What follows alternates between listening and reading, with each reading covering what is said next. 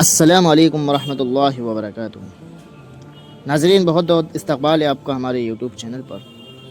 اگر زندگی عارضی ہے تو مشکلات بھی مستقل نہیں ہیں، بس تم اپنے رب کے شکر گزار رہو، وہ تمہاری ہر مشکل کو حل کر دے گا۔ پھر ایک دن سب کے الگ الگ مکان ہو جاتے ہیں، بہن بھائی ایک دوسرے کے مہمان ہو جاتے ہیں، اور اللہ جب کسی کو معاف کرتا ہے تو فرمایا اسے نماز کی توفیق دے دیتا ہے۔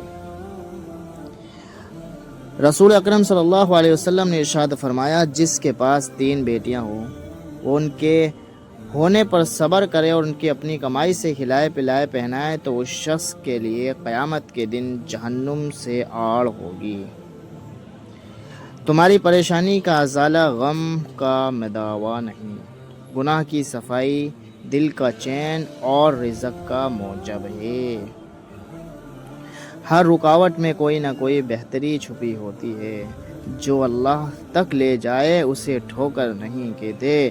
مشکلوں میں صبر کرنے والا ہمیشہ کامیاب ہوتا ہے، کیونکہ اللہ آزمائش کے بعد ہمیشہ آسانی پیدا کرتا ہے۔ حضرت علی رضی اللہ تعالیٰ نے فرمایا، رشتوں کو مضبوط رکھنے کے 2 راز ہیں۔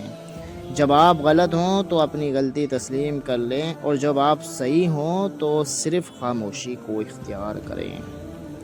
اے میرے پروردگار، ہر اس چیز کو مجھ سے دور کر دے جو مجھے تیری یاد سے غافل کر دے۔ مولا مجھے اپنا کر دے، مجھے اپنا کر دے، آمین۔ اچھے لوگوں کی سنگت میں رہا کرو، سنار کا کچرا بھی بادام سے مہنگا ہوتا ہے جناب۔ خالق سے مانگنا سنت ہے، اگر دے دے تو رحمت ہے، نہ دے تو حکمت ہے۔ مخلوق سے مانگنا ذلت ہے، اگر دے دے تو احسان ہے، نہ دے تو شرمندگی ہے۔ استغفار کی کثرت رزق کو کھینچ لاتی ہے، حکمت دانائی اور فراست کو کھینچ لاتی ہے، حیا اور پاک دامنی خیروں اور بھلائیوں اور برکتوں کو کھینچ لاتی ہے۔